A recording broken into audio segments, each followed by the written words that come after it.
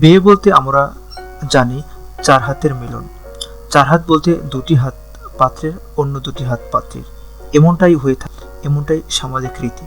কিন্তু সম্প্রতি পাকিস্তানে এমন একটি বিবাহ অনুষ্ঠিত হয়েছে যেখানে একই সঙ্গে ছয় হাতের মিলন ঘটেছে। শুনতে যতই অদ্ভুত লাগুক না কেন, পাকিস্তানে এক যুবক একই সঙ্গে দুটি মহিলাকে বিবাহ করেছেন।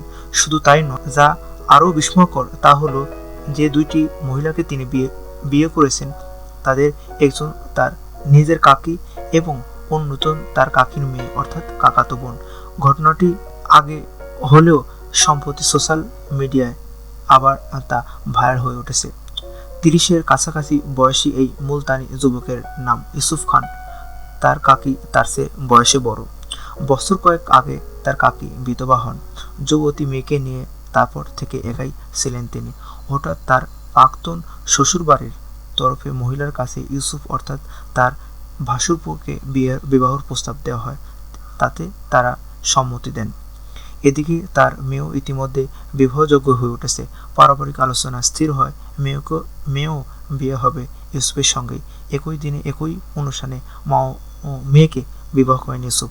তার কাকাতো বোন অবশ্য তার চেয়ে বয়সে ছোট। ধন্যবাদ ভিডিওটি দেখা।